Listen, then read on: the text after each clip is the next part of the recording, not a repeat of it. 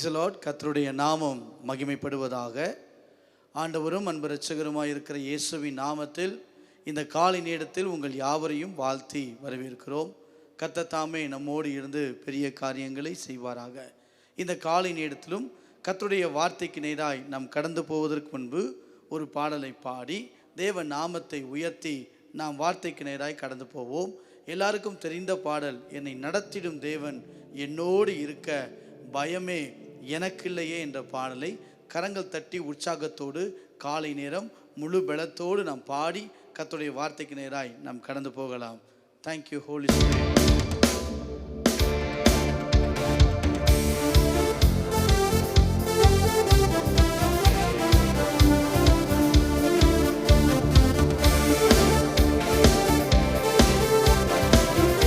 நல்லா கைகளை தட்டி.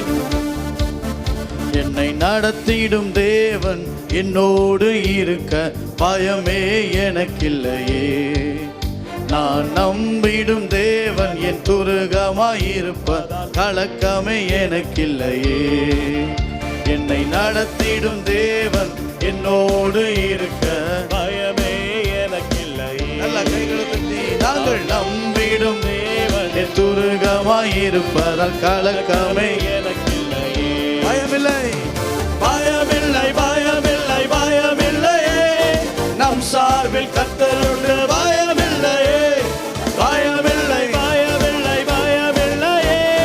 நமக்காக யுத்தம் செய்வார் பயமில்லையே.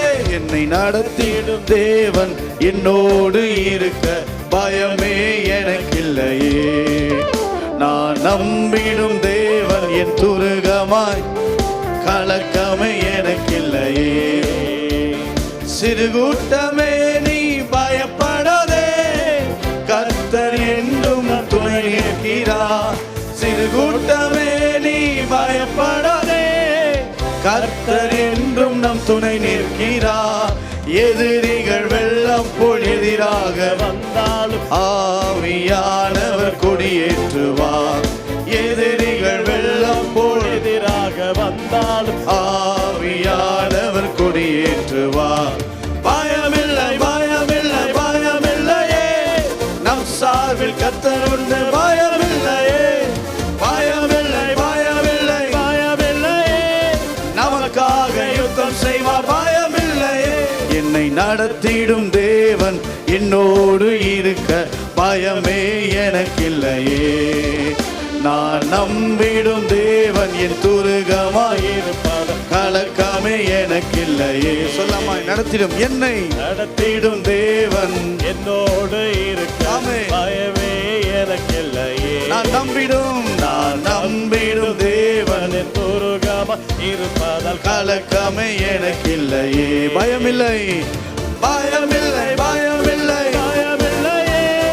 நமக்காக யுத்தம் செய்வார் பயமில்லை, பயமில்லை, பயமில்லையே. நம் சார்பில் கர்த்தர் உண்டு பயமில்லையே. பயமில்லை, பயமில்லை, பயமில்லையே. நமக்காக யுத்தம் செய்வார் பயமில்லையே. பயமில்லை, பயமில்லை, பயமில்லையே. நம் சார்பில் கர்த்தர் உண்டு பயமில்லையே. பயமில்லை, பயமில்லை, பயமில்லையே. நமக்காக யுத்தம் செய்வார் பயமில்லையே. கண்களை மூடி நாம் செபிப்போம். நல்ல ஆண்டவரே, இந்த காலை நேரத்தில் உம்முடைய சமூகத்துக்கு நேராக நாங்கள் கடந்து வருகிறோம். நீர் எங்களுக்கு நல்ல தகப்பனா இதுவரை என்று நீ நடத்தி வந்த பாதைகளுக்காக உமக்கு ஸ்தோத்திரம். இந்த காலை நேரத்திலும் எங்களை அர்ப்பணிக்கிறோம். உம்முடைய வார்த்தையை தந்து எங்களை பலப்படுத்துவீராக. ஆண்டவரே, கேட்கிற ஒவ்வொருடைய வாழ்க்கையிலும் 100 மடங்கு ஆசீர்வாதங்களை பெற்றுக்கொள்ள ஆவியானவர் அனுக்கிரகம் செய்தருளும்படியாய் நாங்கள் செபிக்கிறோம். இயேசுவின் நாமத்தில் பிதாவே, ஆமேன். அல்லேலூயா. கர்த்தருடைய நாமத்திற்கு மகிமை உண்டாவதாக. இன்றைக்கு ஆண்டவர் நம்மோடு பேசுகிற ஒரு வார்த்தை எரேமியா 29ஆம் அதிகாரம் 11வது வசனத்தை நான் வாசிக்க கேட்கலாம். எரேமியா 29வது அதிகாரம் 11வது வசனத்தை நான் வாசிக்க கேட்கலாம். நீங்கள் எதிர்பார்த்திருக்கும் முடிவை உங்களுக்கு கொடுக்கும்படிக்கு நான் உங்கள் பேரில் நினைத்திருக்கிற நினைவுகளை அறிவேன் என்று கர்த்தர் சொல்லுகிறார். அவைகள் தீமைக்கல்ல சமாதானத்துக்கு ஏதுவான நினைவுகள். கர்த்தருடைய நாமத்துக்கு மகிமை உண்டாவதாக. நீங்கள் எதிர்பார்த்திருக்கும் முடிவை உங்களுக்கு கொடுக்கும்படி நான் உங்கள் பேரில் நினைத்திருக்கிற நினைவுகளை அறிவேன் என்று கர்த்தர் சொல்லுகிறார். அங்க பாருங்க, அவைகள் தீமைக்கல்ல. நீங்கள் எதிர்பார்த்திருக்கிற முடிவை இன்றைக்கு இந்த காலை நேரத்தில் கர்த்தர் நமக்கு தர அவர் வல்லமை உள்ள தேவனாய் இருக்கிறார். இன்றைக்கு செய்தியுடைய தலைப்பு நல்ல முடிவை தரும் கர்த்தர். நல்ல முடிவை கர்த்தர் நமக்கு தருவார். இன்றைக்கு இந்த உலகத்தில் நல்ல முடிவை எதிர்பார்த்து அநேகராகிய நாம் காத்து கொண்டிருக்கிறோம். பல பிரச்சனைகள், பல போராட்டங்கள், குடும்பத்தின் வாழ்வில் சந்திக்கிற இன்னல்கள், குடும்பத்தில் வாழ்வில் சந்திக்கிற போராட்டங்கள், இவைகளை எல்லாம் நம்ம சந்திப்பதனால ஆண்டவரே, இதிலிருந்து எனக்கு ஒரு நல்ல முடிவு என் வாழ்க்கையில் வராதா, இதிலிருந்து நல்ல ஒரு பதிலை ஆண்டவர் எனக்கு தரமாட்டீரா என்று சொல்லி காத்து கொண்டிருக்கிற உங்கள் வாழ்க்கையில் ஆண்டவர் மிக தெளிவாய் சொல்லுகிறார், நீங்கள் எதிர்பார்த்திருக்கும் முடிவை கர்த்தர் உங்களுக்கு தரும்படி அவைகள் தீமைக்கல்ல என்று வேதம் சொல்லுகிறது. நல்ல முடிவுகளை கர்த்தர் இன்றைக்கு இந்த காலையில் நமக்கு தருவாராக. யோபு 8ஆம் அதிகாரம் 7ஆம் வசனத்தை நீங்கள் வாசித்து பாருங்கள். யோபு 8வது அதிகாரம் 7வது வசனத்தை நீங்கள் வாசிப்பீர்களேயானால், உம்முடைய துவக்கம் அற்பமாய் இருந்தாலும் உம்முடைய முடிவு சம்பூரணமாய் இருக்கும். இன்னைக்கு ஆண்டவர் சொல்றார், துவக்கம் எப்படி வேணா இருந்துட்டு போகட்டும், ஒரு கசப்பின் அனுபவத்தோடு இருந்துட்டு போகட்டும், ஒரு போராட்டத்தின் அனுபவத்தோடு இருந்துட்டு போகட்டும், பல கவலைகள் நிறைந்த ஒரு அனுபவத்தோடு இருந்துட்டு போகட்டும், துவக்கம் அற்பமாய் எப்படி வேண்டுமானால் இருந்து போகட்டுமே, ஆனால் இன்றைக்கு ஆண்டவர் முடிவை, நல்ல முடிவுகளை தந்து சம்பூர்ணமாய் கர்த்தர் கொடுத்து ஆசிர்வதிக்க அவர் விருப்பம் உள்ளவராய் இருக்கிறார். நீங்கள் நீதிமொழிகள் 23ஆம் அதிகாரம் 18வது வசனத்தை நீங்கள் வாசித்து பாருங்கள். நீதிமொழிகள் 23ஆம் அதிகாரம் 18வது வசனத்தை நீங்கள் வாசித்து பார்ப்பீர்களேயானால் அங்கு சொல்லுகிறது, நிச்சயமாகவே முடிவு உண்டு, உன் நம்பிக்கை வீண் போகாது. காலையில் இந்த வசனங்களை வார்த்தை சொல்லுங்க, நிச்சயமா இன்னைக்கு கர்த்தர் எனக்கு ஒரு நல்ல முடிவை வைத்திருக்கிறார்.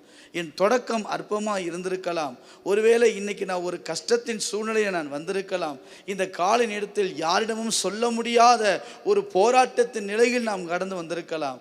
ஆனால் இன்றைக்கு நீங்க தெளிவா சொல்லுங்க, எனக்கு ஆண்டவர் நல்ல முடிவுகளை தர அவர் வல்லமை உள்ளவர். நான் ஆராதிக்கிற தேவன் எனக்கு நல்ல முடிவுகளை தர அவர் விருப்பம் உள்ளவராய் இருக்கிறார். இந்த காலை நேரத்தில் நிச்சயமாய் நீங்கள் எதிர்பார்த்திருக்கிற முடிவை, என் குடும்பத்தில் இந்த பிரச்சனை, என் பிள்ளைகள் வாழ்க்கையில் இந்த பிரச்சனை, என் தொழிலில் இந்த பிரச்சனை, படிப்பின் காரியத்தில் பிரச்சனை, எந்த போராட்டத்தோடு வந்திருந்தாலும் சரி, நீங்கள் எதிர்பார்த்திருக்கும் முடிவை அவர் உங்களுக்கு தர அவர் வல்லமை உள்ள தேவனாய் இருக்கிறார். நல்ல முடிவுகளை தரும் கர்த்தர். அல்லேலூயா. ஆனால் நல்ல முடிவுகளை யாருக்கு ஆண்டவர் தருவார்? அது ரொம்ப முக்கியம். நல்ல முடிவுகளை தருகிறவர் தான். தொடக்கம் எப்படி வேணாலும் இருந்துட்டு போகட்டும், ஆனால் தேவன் யாருக்கு இந்த நல்ல முடிவை, ஒரு மகிமையை, ஒரு ஆசீர்வாதத்தை தேவன் யாருக்கு தர விரும்புகிறார் அப்படின்னா, இந்த காலை நேரத்தில் சிலரை நான் காட்டி நாம் ஜெபிக்க போகிறோம். அல்லேலூயா. ஒன்று தானியேல் 6ஆம் அதிகாரம் 10வது வசனத்தை நீங்கள் வாசித்து பாருங்கள்.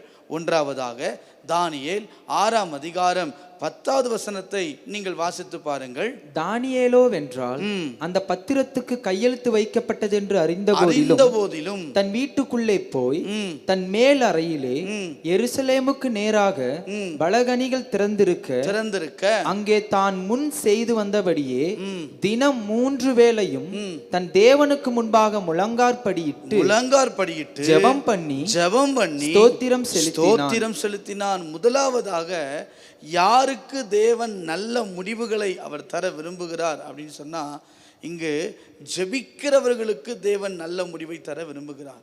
ஜெபிக்கிற மனிதர்களுடைய வாழ்க்கையில் நல்ல முடிவுகள், எதிர்பார்த்த முடிவுகளை கர்த்தர் நிச்சயமாய் தர வல்லமை உள்ளவர். இங்க பாருங்க, தானியேலு இங்க பத்திரத்தில் கையெழுத்து வைக்கப்பட்டிருக்கிறது. இந்த நேரத்தில் நான் தொழுது கொண்டால், இந்த நேரத்தில் நான் ஜெபம் பண்ணினால் என் வாழ்க்கையில் பெரிய பிரச்சனைகள் வரும், பெரிய போராட்டங்கள் வரும். தானியேலுக்கு தெரியும். ஆனால் தெரிந்திருந்தாலும் தானியேலுக்கு இன்னொரு விஷயம் தெரியுமா? ஜெபிக்கிற என்ன கர்த்தர் கைவிடவே மாட்டார். எத்தனை பிரச்சனைகள் வரலாம், எத்தனை போராட்டங்கள் வரலாம், ஆனால் ஜெபிக்கிறனுடைய முடிவு அது நல்ல முடிவாகத்தான் இருக்கும். நீங்கள் 2 நாளாகமம் 7ஆம் அதிகாரம் 14ஆம் வசனத்தை நீங்கள் வாசித்து பாருங்க. 2 நாளாகமம் 7ஆம் அதிகாரம் 14ஆம் வசனத்தை நீங்கள் வாசித்து பார்ப்பீர்களே ஆனால், என் நாமம் தரிக்கப்பட்ட என் ஜனங்கள் தங்களை தாழ்த்தி ஜெபம் பண்ணி என் முகத்தை தேடி தங்கள் பொல்லாத வழிகளை விட்டு திரும்பினால், கீழே சேமத்தை கொடுப்பேன் என்று சொல்லுகிறார். அப்படின்னா அர்த்தம், என் நாமம் தரிக்கப்பட்ட வெளியில இருக்கிற ஜனங்கள் அல்ல, என் நாமம் தரிக்கப்பட்ட என் ஜனங்கள் தங்களை தாழ்த்தும் போது, ஜெபம் பண்ணும்போது, என் முகத்தை தேடும் போது, பொல்லாத வழிகளை விட்டு திரும்பும் போது, ஆண்டவர் சொல்லுகிறார், நான் கேட்கறது மட்டுமல்ல, சேமத்தையும் கர்த்தர் கொடுக்கிறவர். நல்ல ஆசீர்வாதங்களை, நல்ல பலன்களை, நல்ல சுகத்தை தேவன் நமக்கு தர அவர் வல்லமை உள்ளவர். இந்த காலை நேரத்தில் நீங்கள் எதற்கு வேண்டுமானாலும் ஜெபித்து கொண்டிருக்கலாம். ஆனால் கர்த்தர் சொல்லுகிறார், ஜெபிக்கிறனுடைய முடிவு நல்ல முடிவாகத்தான் இருக்கும். அவருடைய வாழ்க்கையில் கர்த்தர் நல்ல முடிவுகளை தான் கர்த்தர் கொடுப்பார். ஆனால் பிரச்சனைகள் வரலாம், போராட்டங்கள் வரலாம், சில பிரச்சனைகள் எல்லாம் வரலாம். ஆனால் கவலைப்படாதீங்க. நீங்கள் சொல்லுங்கள், நான் ஜெபிக்கிறதுனால ஜெபிக்கிறவனுக்கு கர்த்தர் நல்ல முடிவுகளை அவர் தர கிருபை உள்ளவராய் இருக்கிறார். எஸ்தர் 9ஆம் அதிகாரம் 1வது வசனத்தை நீங்கள் வாசித்து பார்த்தீங்கன்னா, அங்கு யூத ஜனங்களுக்கு மிகப்பெரிய ஒரு பிரச்சனை கடந்து வருகிறது. பயங்கரமான ஒரு போராட்டம், ஒரு நெருக்கத்தின் சூழ்நிலை, கட்டளை பிறப்பிக்கப்பட்டதால் ஜனங்கள் எங்க போவதென்று தெரியாம, நாளைக்கு என்ன நடக்கும் என்று தெரியாம பயங்கரமான ஒரு கவலையோடு, ஒரு நெருக்கத்தோடு வாழ்ந்துகிட்டு இருக்காங்க. வேதம் சொல்லுகிறது, கடைசி பகுதியில் யூதரானவர்கள் தங்கள் பகைஞரை மேற்கொள்ளும்படி காரியம் மாறுதலாய் முடிந்தது. இதற்கு காரணம் என்ன? அங்கு ஜெபம், ஏறெடுக்கப்பட்ட ஜெபம், அங்கு எஸ்தரின் ஜெபம், தாதிமாரின் ஜெபம், மொர்தெகாயின் ஜெபம், இஸ்ரவேலுடைய ஜெபம், அங்கு அத்தனை பேருடைய ஜெபங்கள் ஏறெடுக்கப்பட்டதனால் வேதம் சொல்லுகிறது, ராஜாவின் கையெழுத்து அதை யாரும் மாற்ற முடியாது. ஆனால் அப்படிப்பட்ட சூழ்நிலைகளும் நெருக்கத்தின் பாதைகளிலும் கர்த்தர் இஸ்ரவேல் ஜனங்களுக்கு நல்ல முடிவை அவர் கொடுத்தார். இந்த காலை நேரத்தில் எல்லாம் முடிந்து போயிடுச்சு, இனி மாற்ற முடியாது, இனி வாய்ப்பு இல்லை அப்படின்னு நீங்கள் நினைத்து கொண்டிருந்தா கூட இன்னைக்கு காலையில் சொல்லுங்க, நான் ஜெபிக்கிறதுனால ஜெபிக்கிறவர்களுக்கு நல்ல முடிவை கர்த்தர் தர வல்லமை உள்ளவர். ஏசாயா 38ஆம் அதிகாரம் 5வது வசனத்தை நீங்கள் வாசித்து பார்க்கலாம். ஏசாயா 38வது அதிகாரம் 5வது வசனத்தை நீங்கள் வாசித்து பாருங்கள். நீ போய் எசேக்கியாவை நோக்கி, உன் தகப்பனாகிய தாவீதின் தேவனாய் இருக்கிற கர்த்தர் சொல்லுகிறது என்னவென்றால், உன் விண்ணப்பத்தை கேட்டேன். பாருங்க, உன் விண்ணப்பத்தை கேட்டேன், உன் கண்ணீரை கண்டேன். இதோ உன் நாட்களோட 15 வருஷம் கூட்டுவேன். காரணம் என்ன? எசேக்கியாவுக்கு எல்லாம் முடிஞ்சிருச்சுன்னு ஆண்டவர் சொல்லிட்டார். உன் வீட்டு காரியத்தை ஒழுங்குபடுத்துன்னு தீர்க்கதரிசி மூலமா வந்துருச்சு. ஆனால் எசேக்கியா செய்த காரியம் என்ன தெரியுமா? அவன் சுவர் பக்கமாய் திரும்பி அவன் விண்ணப்பம் பண்ணுகிறான். அவனுடைய கண்ணீரை தேவன் காண்கிறார். தான் வாசித்தோம், உன் விண்ணப்பத்தை கேட்டேன், உன் கண்ணீரை கண்டேன், இதோ நாட்களோடு 15 வருடம் உனக்கு கூட்டுவேன் என்று ஆண்டவர் சொல்லுகிறார். காரணம் என்ன? முடிவு மாறினதுக்கு காரணம் என்ன? தீமையான முடிவு வந்தது, ஆனால் நல் முடிவாய் மாறினதுக்கு காரணம் என்ன? எசேக்கியாவுடைய ஜெபம், அந்த விண்ணப்பம். இன்றைக்கு இந்த காலையில் நல்ல விசுவாசத்தோடு சொல்லுங்க, நான் ஜெபிக்கிறதுனால என் வாழ்க்கையில் தீமையாக இருந்தவைகள், போராடி கொண்டிருந்தவைகள், பிரச்சனையாக இருந்தவைகள் மத்தியில் நல்ல முடிவுகளை கர்த்தர் இன்றைக்கு எனக்கு தருவார். ஆதியாகமம் 16ஆம் அதிகாரம் 13ஆம் வசனத்தை நீங்கள் வாசித்து பார்த்தீங்களே ஆனால், ஆகாரை குறித்து நம்ம வாசிக்கிறோம். அங்கு வாசிக்கலாம். அப்பொழுது அவள் என்னை காண்பவரை நானும் இவ்விடத்தில் கண்டேன் அல்லவா என்று சொல்லி தன்னோடே பேசின கர்த்தருக்கு நீர் என்னை காண்கின்ற தேவன் என்று பெயரிட்டார். காரணம் என்ன? தன் மகன் மடிந்து போகிறான், அந்த பிள்ளை மடிந்து போகிறத பார்க்க முடியல. யாரும் உதவி செய்ய ஆள் இல்லை. அவளுக்கு தெரிந்ததெல்லாம் ஒன்றே ஒன்று தான், இங்கு ஒருத்தர் இருக்கிறார், என் தேவன் ஒருவர் இருக்கிறார், அவர் என்னை காண்கிறவர், என்னை கைவிட மாட்டார். விண்ணப்பம் பண்ணுகிறத பார்க்கும்போது அங்கே அற்புதம் நடக்கிறது. இன்றைக்கு இந்த காலை நேரத்தில் உங்கள் விண்ணப்பத்தை கேட்டு உங்கள் கண்ணீரை கண்டு ஜெபிக்கிறவர்களுடைய வாழ்க்கையில் நல்ல முடிவுகளை கர்த்தர் தர வல்லமை உள்ளவர். அதான் வாசித்தோம், நீங்கள் எதிர்பார்த்திருக்கும் முடிவை கர்த்தர் உங்களுக்கு தருவார். நீங்கள் என்ன எதிர்பார்க்கிறீங்களோ, ஒரு தொழிலில் ஒரு பிரச்சனையோடு, குடும்பத்தில் ஒரு பிரச்சனையோடு, வாழ்வில் ஒரு பிரச்சனையோடு, சமுதாயத்தில் ஒரு பிரச்சனையோடு, பிள்ளைகள் வாழ்க்கையில் கலக்கத்தோடு, திருமண வாழ்க்கை தடையோடு, எந்த பிரச்சனையோடு நீங்கள் வந்திருந்தாலும் சரி, இன்னைக்கு சொல்லுங்கள், நான் ஆராதிக்கிற தேவன் என் ஜெபத்தை கேட்டு எனக்கு நல்ல முடிவை தருவார். தானியேலை சிங்கக்கவியில் போட்டாலும் ராஜா வந்து சொல்கிறாரு, நீ இடைவிடாமல் ஆராதிக்கிற தேவன் உன்னை தப்புவிக்க வல்லவராய் இருந்தாரா?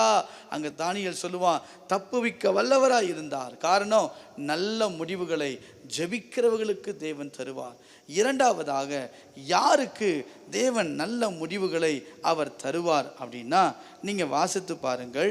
தானியேல் 3ஆம் அதிகாரம் 16-17 வசனங்களை நீங்கள் வாசித்து பார்ப்பீர்களே ஆனால், அங்கு சொல்லுகிறது, ஆராதிக்கிறவர்களுக்கு தேவன் நல்ல முடிவை தர வல்லமை உள்ளவர். வாசிக்கலாம். 17ஆம் வசனம்.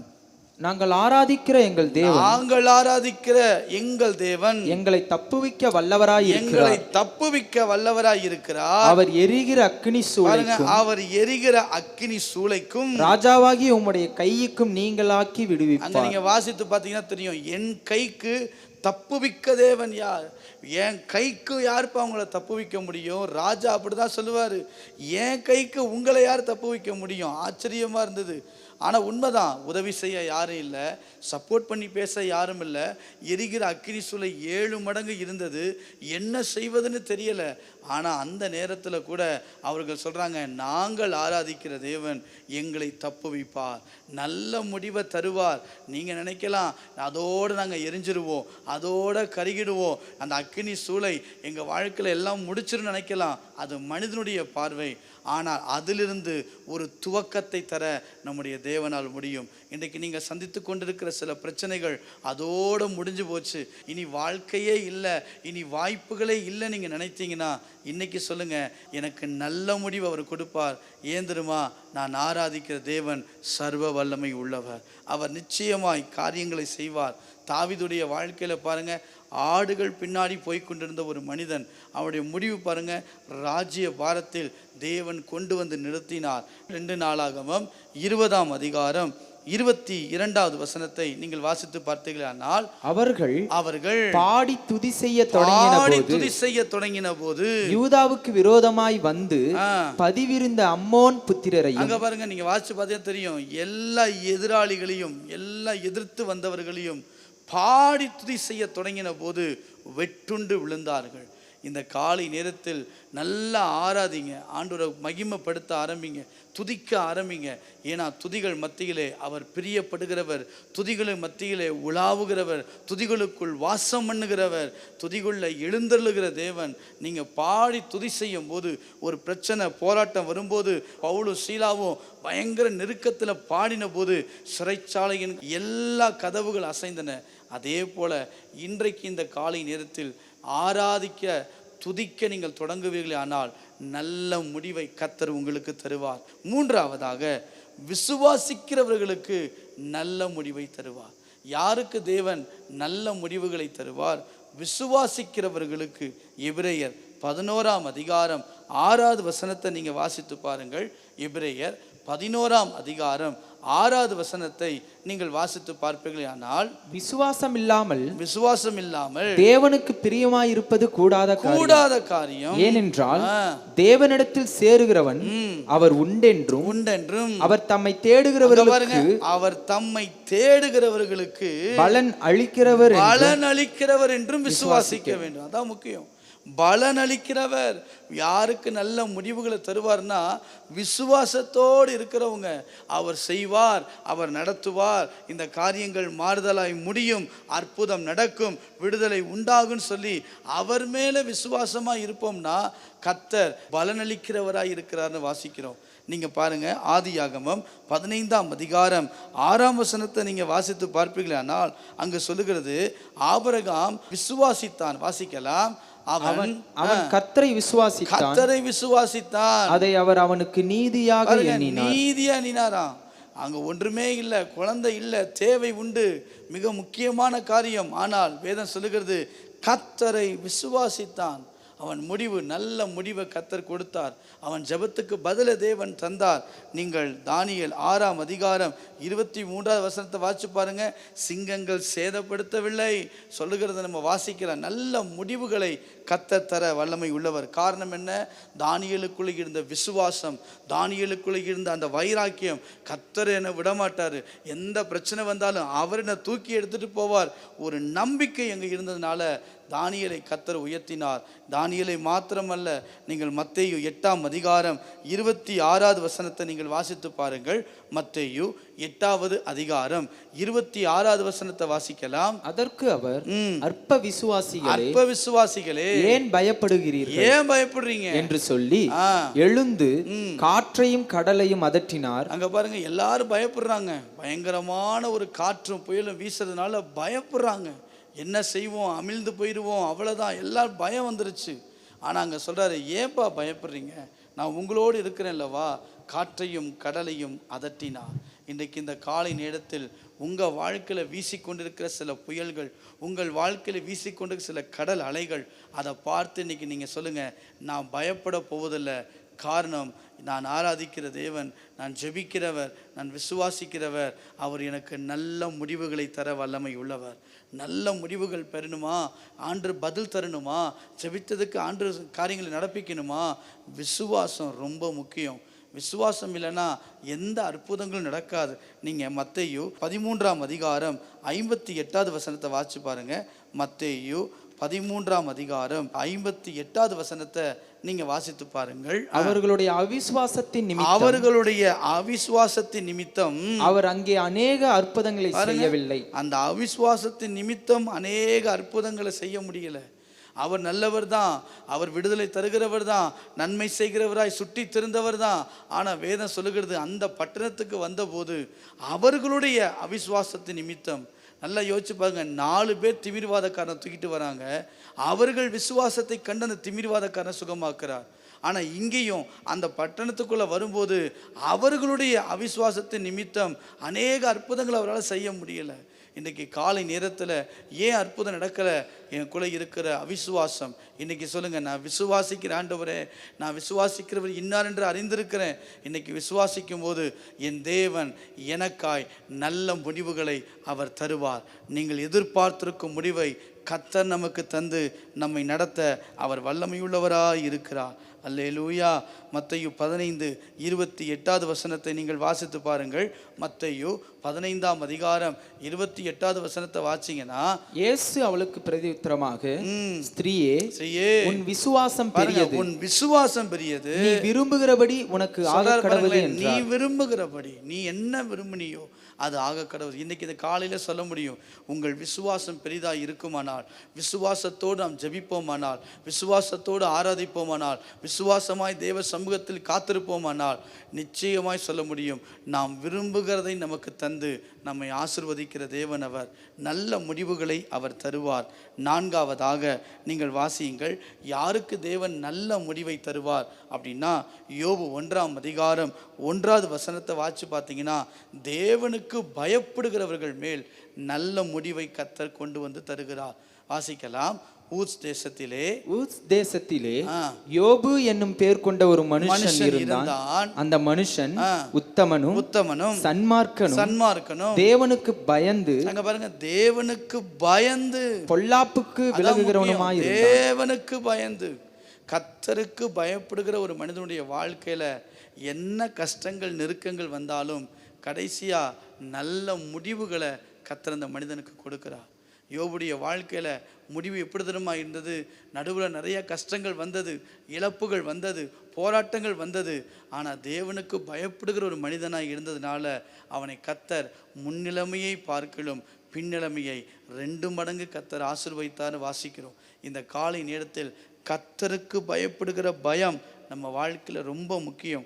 அப்படி பயந்திருந்தால் தேவன் நம்மை ஆசீர்வதிப்பார். ஐந்தாவதாக யோசுவா 24ஆம் அதிகாரம் 24வது வசனத்தை வாசியுங்கள். யோசுவா 24:24. யாருக்கு தேவன் நல்ல முடிவுகளை தருவார் அப்படின்னா, கீழ்ப்படுகிறவர்களுடைய வாழ்க்கையில நல்ல முடிவை தருவார். அங்க வாசிங்க. அப்பொழுது ஜனங்கள் யோசுவாவை நோக்கி நம்முடைய தேவனாகிய கர்த்தரையே சேவித்து அவர் சத்தத்திற்கே கீழ்ப்படிவோம் என்றார்கள். கீழ்ப்படிந்த தாவீதை தேவன் உயர்த்தினார். தகப்பனுடைய வார்த்தை கீழ்ப்படிந்து அந்த பாளையத்துக்கு போன போர் செய்கிற இடத்துக்கு, அது நினச்சா போயிருக்கவே முடியாது. ஆனால் கீழ்ப்படிந்து போனதுனால உயர்த்தப்பட்டான். யோசேப்பு குழியின் அனுபவம் வந்தாலும் உயர்த்தப்பட்டார். இயேசு தம்மை மரண பரியந்தம் தன்னை கீழ்ப்படுத்தினார் என்று வாசிக்கிறோம். கீழ்ப்படிந்தவராய் அவர் இருந்தார். இன்றைக்கு இந்த காலை நேரத்தில் கீழ்ப்படிதல் உள்ளவர்களுக்கு தேவனுடைய சத்தத்தை கேட்டு, வசனத்தை கேட்டு, வார்த்தைகளை கேட்டு, வேதம் சொல்லுகிறபடி கீழ்ப்படிதல் இருக்குமானால் அந்த மனிதனுடைய வாழ்க்கையில் தேவன் நல்ல முடிவுகளை தருகிறார். இன்றைக்கி இந்த காலை நேரத்தில் 5 கருத்துக்களை நான் உங்களுக்கு காட்டினேன். யாருக்கு நல்ல முடிவுகளை தருவார்? நீங்கள் எதிர்பார்த்திருக்கும் முடிவை அவர் உங்களுக்கு தர வல்லமை உள்ளவர். யாருக்கு?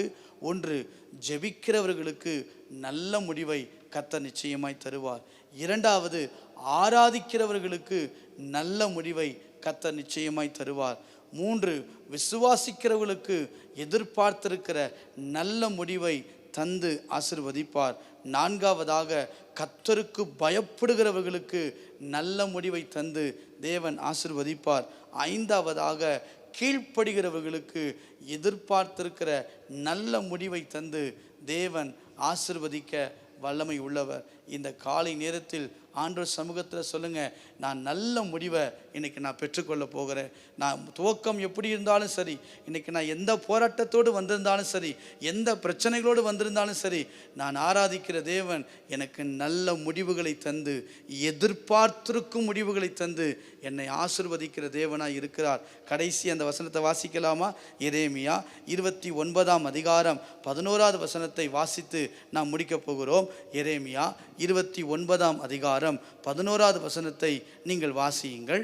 எரேமியா 29ஆம் அதிகாரம் 11வது வசனம். நீங்கள் எதிர்பார்த்திருக்கும் முடிவை உங்களுக்கு கொடுக்கும்படி நான் உங்கள் பேரில் நினைத்திருக்கிற நினைவுகளை அறிவேன் என்று. அவைகள் தீமைக்கல்ல, சமாதானத்துக்கு ஏதுவான நினைவுகள். இந்த காலையில் சொல்லுங்க, நான் எதிர்பார்த்திருக்கும் முடிவை அவர் எனக்கு தந்தருளுவார். கண்களை மூடி நாம் செபிக்கலாமா?